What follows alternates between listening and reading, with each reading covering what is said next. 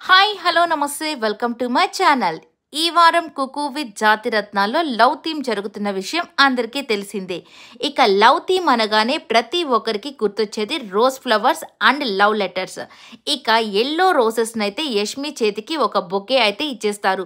So ఇక yellow రోజెస్లో అలాగే ఆ పర్పుల్ కలర్ డ్రెస్లో ఆ నవ్వుతో ఎంత గ్లోగా ఉందంటే సూపర్ గ్లో అనే చెప్పొచ్చు యష్మి ఫేస్లో.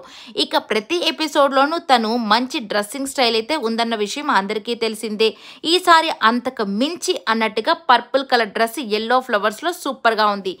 ఇక దీంట్లో వచ్చేసరికి ఒక లవ్ లెటర్ ఏంటి, ఎవరు ఎవరికి రాస్తారు అని అనుకుంటున్నారు.